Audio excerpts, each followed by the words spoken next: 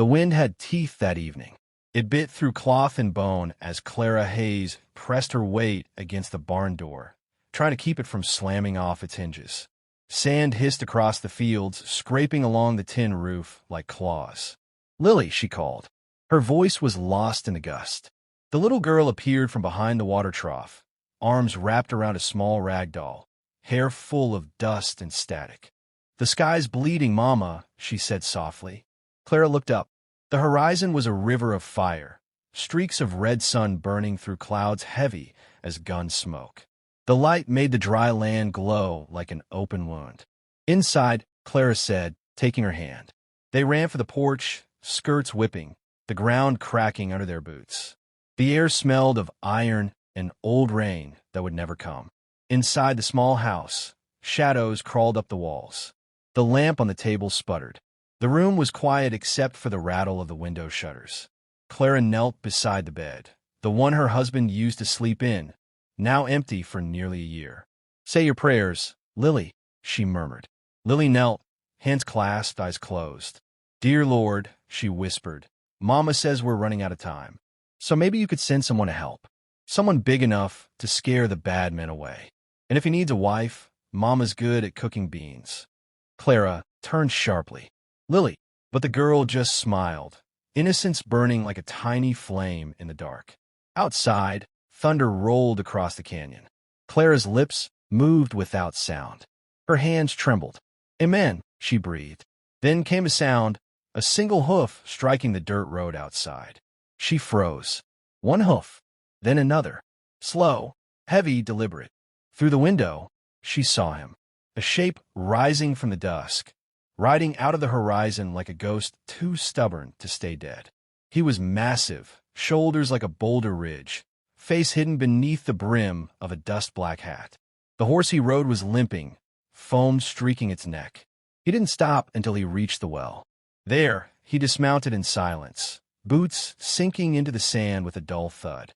Clara grabbed her rifle from above the mantel. "Stay here," she told Lily. She stepped out onto the porch, the boards creaking beneath her weight. The light was almost gone now, just that blood-red horizon smoldering behind him. "You lost, stranger?" she called. The man didn't answer. He leaned against the well, unscrewed the top of his canteen, and poured what was left into the horse's mouth. Then he looked at her, not moving closer, not raising his voice, just looked. And for a moment, she saw what the desert had done to him. Eyes the color of gunmetal, skin cracked by sun and wind, a face that had forgotten how to rest. "I need water," he said at last, voice deep as a canyon echo. Clara hesitated, rifle still raised. "That's all." He nodded once. She motioned toward the well. "Help yourself." He drew the bucket up, slow and steady, the rope whining against wood. His hands were scarred, not from labor, but from violence, the kind that never really healed. When he drank, it was like the world held its breath. Lily appeared in the doorway behind her mother, small fingers gripping the frame. Her voice was tiny against the wind. "You need a wife," she said softly, "and I need a father." The words struck the air like a shot. The giant turned his head, eyes narrowing just slightly. The wind caught his coat, flaring it out behind him like a shadow trying to break free. He didn't smile, didn't frown, just turned, slow and heavy, to face her fully. For a moment, Clara thought he might speak, but he only looked at the girl, as if memorizing something he'd already lost once before. Then he set the bucket down and stepped back, silent again. Clara's heart was beating too fast. "Come inside," she said before she could stop herself. "There's stew left. It's cold, but—" He shook his head. "You'll freeze out here." Still, he didn't move. Finally, she sighed, lowering the rifle. "Suit yourself. There's a lean-to out back if you need cover. Don't spook my horses." He gave the faintest nod, then turned, leading his horse behind the barn. Clara shut the door and leaned against it, breathing hard. Lily watched her quietly. "He didn't say no," she whispered. "Go to bed," Clara said, voice tight. But even after the girl was asleep, Clara couldn't rest. Through the thin walls, she heard the faint sounds of movement outside, a saddle being loosened, hooves shifting in sand, then the low hum of a man's voice, singing something old and broken. She stepped to the window. The moon had risen, silver on dust. The stranger sat by the fire he'd built from dry mesquite, head bowed, hat brim catching the light like a blade. He looked too big for the world around him, and yet, somehow, too tired to belong to it. Clara turned away. On the mantel, beside her husband's old watch, lay the deed to the ranch, and a letter from Hollis Creed's men, warning her she'd best leave before next full moon. She stared at it for a long time, fingers tightening until the paper crumpled. Outside, the giant's song drifted through the cracks in the wall. It wasn't a melody she knew, just a low, endless hum, the sound of a man remembering what silence used to mean. When dawn came, the sky was still bruised from the night. The stranger was gone from the fire, but the barn doors were fixed, the fence posts reinforced, and her bucket filled to the brim. Lily stood barefoot on the porch, watching the trail that vanished into the rising sun. "He's coming back," she said, certain. Clara looked out across the barren land, the wind moving like breath over bones, and felt something in her chest she hadn't felt in months. Hope, or maybe warning. Behind her, the old doors sighed in the breeze. Somewhere in the far distance, a single crow cried over the desert. And on the horizon, just before the sun broke free, a tall figure on horseback turned, one last time, to look back at the ranch beneath the dying sky. The dog started barking just after midnight. Claire was already awake. She'd been lying still, staring at the ceiling, listening to the wind scrape along the eaves. When the first bark split the silence, she threw off the blanket and reached for the rifle.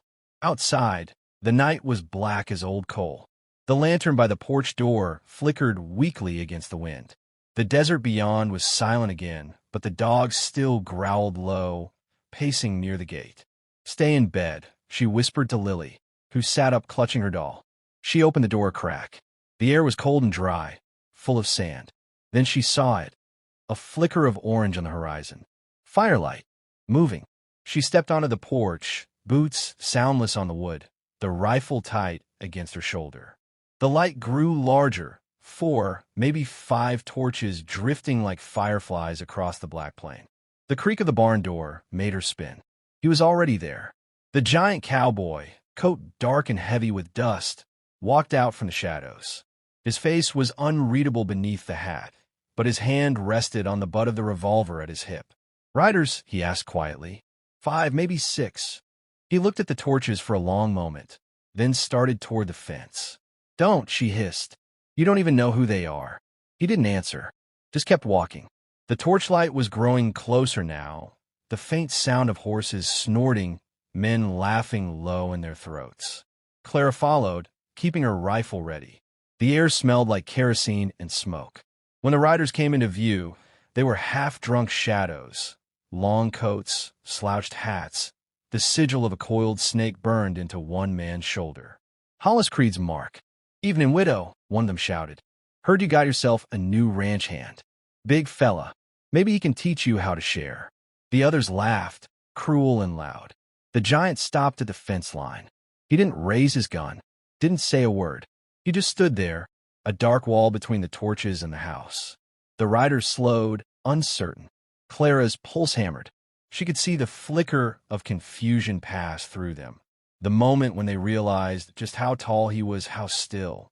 "You hear me, stranger?" the lead rider called. "This land ain't yours. Ain't hers neither. Belongs to Creed now." The cowboy's voice came low and slow, like thunder buried under sand. "You've come far enough." The laughter died. For a heartbeat, nobody moved. Then one man spat into the dirt. "You deaf or just dumb, giant?" The giant stepped forward 1 pace. The creak of leather, the crunch of dust under his boot. That was all. The horses began to shift uneasily, eyes rolling white. Another step. The men reached for their guns, then froze when the firelight caught his face. Whatever they saw there made them falter.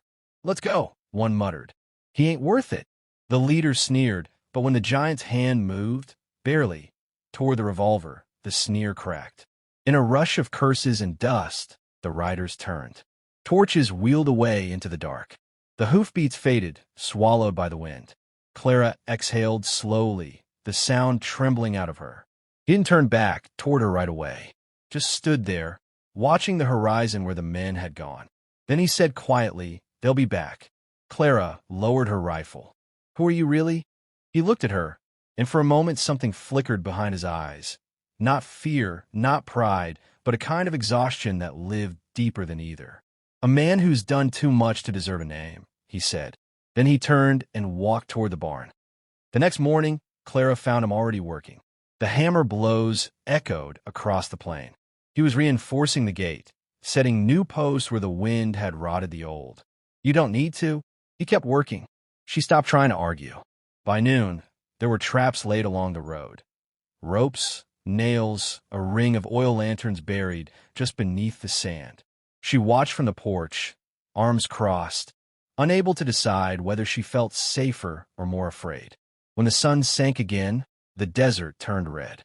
He sat sharpening a knife by the well. Lily brought him a cup of water, her small hands trembling from the weight. "Thank you," he said. His voice softened slightly, the first time Clara had heard it without that gravel edge. "You're welcome, Mr." Lily said. "You got lots of scars." He paused, eyes lowering to the long white line across his forearm.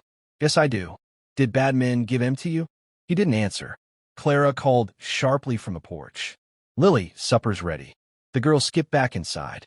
The giant watched her go, then stared out across the land until the light was gone. That night, the dogs didn't bark. Instead, there was silence so deep it rang in the ears. Clara woke to it, the stillness. Too complete. She rose quietly, pulled her shawl tight, and peered through the window. The giant was gone from his bedroll near the barn. The moonlight spilled silver across the fields, catching on something moving near the ridge. A horse. His horse. And beside it, him, walking slow, scanning the dark horizon. She opened the door, the cold hitting her lungs. He turned at the sound, one hand resting near his holster. When he saw it was her, he nodded once. "They're watching," he said. "Who?" "Creed's men. Up in the rocks. They won't strike yet. Just watching what we'll do." The night wind whipped between them. "What are you after?" she asked. "Money? Work? You could have left any time." He looked past her, toward the house, the faint light glowing through the curtains where Lily slept. "I'm not after anything," he said. "Just keeping my word." "What word?" His gaze dropped to the dirt, as though the answer were buried somewhere beneath it. "Doesn't matter." Then he turned, walked back toward the barn, and was swallowed by the dark. By dawn, he was already at the fence again. Lily watched him from the porch, a piece of bread clutched in her hand. "He's like the stories, Mama," she whispered. "Like the ones Grandpa used to tell." Clara didn't answer. Her eyes followed the giant's movements, steady, deliberate, like a man trying to rebuild something long dead. Beyond the hills, thunder muttered, and far out in the distance, 5 tiny shapes moved again, slow, patient, waiting for the night. The first shot tore through the window before dawn. Glass exploded across the kitchen floor. Clara dropped to her knees, dragging Lily under the table as another bullet screamed through the wall, splintering wood beside her head. "Stay down," she hissed. Outside, hooves thundered across the dry earth. 10, maybe 12 riders, circling the ranch like wolves around a wounded deer. The air stank of smoke and gunpowder. From the barn came a single boom, the giant's shotgun. Then another. A scream followed, cut short. Clara lifted her head, heart hammering. Through the jagged hole in the wall, she saw him. Eli, the giant cowboy, striding through the red dust, coat whipping like a flag in the storm. His revolver flashed twice. 2 riders fell. But more came. "Get to the cellar," Clara ordered. Lily's eyes were wide, tears streaking her dusty cheeks. "Mama, now!" Clara shoved her toward the trapdoor behind the stove and turned back to the window, firing once, twice. A man tumbled from his saddle, rolled, and didn't rise. Then came the fire. A bottle arced through the air and shattered against the barn. Flames leapt upward, roaring into the dawn. The horses screamed. The dry wind turned orange. Eli didn't flinch. He reloaded calmly, movements clean, deliberate, like he'd done this 1,000 times before. Hollis Creed rode into view through the haze. long coat snapping behind him, silver spurs flashing. His grin was a slash of white through the smoke. "Morning, widow," he called. "Didn't I tell you this land was mine?" Clara's rifle cracked. The shot grazed his hat. He only laughed. "Brave," he said. "Just like your husband." He didn't listen either. Her stomach turned cold. Eli stepped between her and Creed, his silhouette towering in the firelight. "Creed," he said, voice a low rumble. The outlaw squinted. Then he barked out a laugh. "Well, hellfire. It's you. The devil's hand himself. Didn't think I'd see your ghost still walking." Eli's jaw clenched, but he said nothing. Creed raised his pistol, twirling it lazily. "They said you burned men alive in that canyon. Said you watched them beg. Guess it's true." The wind carried embers across the dirt. The air was shimmering with heat and gun smoke. "You should have stayed gone, Goliath," Creed sneered. "This ain't your fight." Eli's reply was almost too soft to hear. It always was. Then the shooting began. The world turned to thunder. Eli moved like something unholy. Each shot measured, each step forward. Men fell in the dust around him. Creed's gang scattered, shouting orders, firing wild. Bullets tore through the fence, struck the porch, split the posts. Clara fired until the rifle jammed. Then she grabbed Lily from the cellar, pushing her behind the rain barrels near the well. "Don't move, don't speak," she whispered. The fire roared higher, the barn collapsing inward with a shower of sparks. Eli staggered, blood darkening his sleeve, but he didn't stop. He grabbed a burning plank and swung it at a rider charging him, the man's horse veering away in panic. The smell of burning flesh hit the air. Creed fired from horseback, missing once, twice, then catching Eli in the shoulder. The giant stumbled, dropped to one knee. "Stay down," Clara shouted, running toward him, but he waved her off, eyes locked on Creed. His revolver clicked empty. He holstered it, stood slowly, and reached for the fallen shotgun. The next blast sent Creed's horse rearing. Creed hit the ground hard, rolling, his pistol flying from his grip. Eli limped toward him, the shotgun dragging in the dust. Creed looked up, coughing blood, face twisted in rage and disbelief. "You ain't no savior," he spat. "You're a monster. Always were."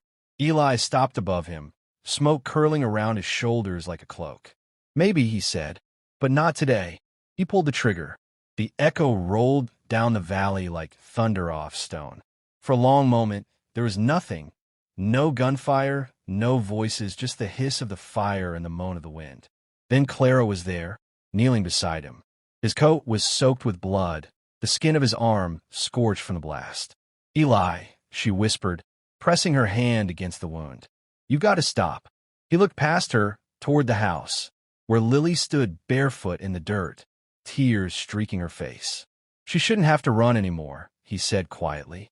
Clara shook her head, voice breaking. "You'll die if you keep." He cut her off with a look, not hard, but final. "This land's yours now." A crack split the air. One last rider, crawling from the shadows, raised his gun. Eli turned before Clara could scream. The bullet hit him square in the chest.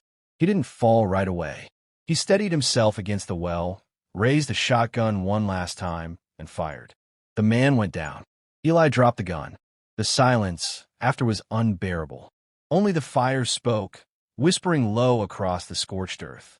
Clara caught him as he fell to his knees, the weight of him too much to hold. "You brought my husband's justice back," she said through tears. Eli's breath came ragged. "No, ma'am," he murmured. "Just his promise." His eyes flicked toward Lily, standing in the orange glow of the burning dawn. "Tell her," his voice faltered. "Tell her I kept my word." And then he was still. The wind shifted. Ash rained down like snow. Clara held him there until the fire burned itself quiet, until the last spark died in the dirt. When she finally looked up, the horizon was gray, the sun bleeding through the smoke like a wound refusing to heal. She wiped her face with a trembling hand, rose, and walked toward her daughter. Lily's small voice broke the silence. "Is he coming back?" Clara looked out across the plain, blackened, broken, but alive. "I don't know," she said. The wind carried the last of the smoke eastward, toward the canyons beyond Mercy Creek. Somewhere out there, The desert held the echo of gunfire and the legend of a man who burned away his sins to save a family that wasn't his. The shovel hit stone. Clara stopped digging. Her breath came hard, fogging the chill morning air. The ground at Mercy Creek was stubborn, red, dry, and full of memories that didn't want to be buried. Smoke still hung low over the ranch, a ghost refusing to leave. She knelt, pressing her hand to the earth beside the well. The smell of ash clung to her dress. Somewhere behind her, Lily was crying softly. Not loud, just that small, broken sound a child makes when the world stops being fair. "Go inside, sweetheart," Clara whispered. "I want to help." "You already did." The girl didn't move. She was clutching the giant's hat in her tiny hands, holding it to her chest like a promise she didn't yet understand. Clara swallowed hard and set the last stone in place. Then she stepped back. No marker, no cross, just the wind moving across the ridge and the wide, endless sky above. When she finally spoke, her voice was steady. "Rest now, Eli. The land's yours, same as you said." The words disappeared into the wind. By sundown, the smoke had thinned. The barn was gone. Half the fence burned to nothing, but the well still stood, and the creek still whispered through the rocks as if none of it had ever happened. Clara sat on the porch, staring at the horizon. The silence of the desert pressed close. Lily came to her side, climbing into her lap. The hat was still clutched in her arms. "Mama," she said, "was he an angel?" Clara looked at the fading light. "No, baby, just a man who remembered what right was." Lily frowned. "Then why did he go?" "Maybe he didn't," Clara said. And as the wind shifted, a low sound drifted across the plains, the faint, far-off rhythm of hooves moving slow through sand. Lily's head turned sharply. "Mama, listen." But there was nothing now, only the sigh of the desert. Still, Clara felt it too, that strange stillness in her chest, that sense that something was not gone, only waiting. Years passed. Mercy Creek healed in its quiet way. Grass grew again where the fire had scorched it. The fences were rebuilt, the horses returned. The widow's ranch became the strongest for miles, and the story spread, of a woman who had stood her ground with nothing but a child and a giant who'd come from nowhere to fight beside her. They called him the Giant Father. Some said he was a soldier burned by war. Others swore he was a ghost bound to the land, guarding the widow's home until his sins were washed clean. But in every telling, there was always a child, a girl with bright eyes who said, "He turned when I called him." One night, many years later, that same girl, now grown, stood on the porch of the ranch, watching lightning crawl across the desert. The air was heavy, electric, full of rain that wouldn't fall. A young hand came to rest on her arm, her son, barely old enough to hold the old revolver hanging on the wall. "Tell again, Ma," he said. "Tell how he came." She smiled faintly, the same way Clara once had. "It was a night like this," she said. "The sky bleeding red, the earth shaking with thunder. We thought we were alone, but we weren't." The boy's eyes widened. "Was he really that big?" "Bigger," she whispered, "like the mountain learned to walk." He laughed softly, not afraid. "And he saved you." She looked out across the plain, the same land, older now, quieter. Somewhere beyond the ridge, the wind moaned low, almost human. "He saved us all," she said. The lightning flashed, and for an instant, the light caught something out there, a dark shape at the edge of the storm. A man on horseback, motionless, watching. The thunder rolled a heartbeat later. When the light faded, the shape was gone. The boy blinked. "Ma!" She didn't answer right away. Her hand tightened around his shoulder. "Time for bed, son." Later that night, when the house had gone quiet, she stepped outside again. The moon was low, the wind whispering through the grass. By the well, something glinted faintly in the dirt. She knelt, brushed it away, and found a small, smooth stone carved with a single word. "Promise." Her breath caught. She looked up, and there he was. Not close, not clear, just the outline of a man at the ridge's edge, coat rippling in the wind, hat brim low. The same stillness, the same quiet, the same man who had once turned when a child called him father. She blinked, and he was gone. But the air still carried the sound, a slow, rhythmic echo of hooves fading westward, deeper into the dark. By morning, the storm had passed.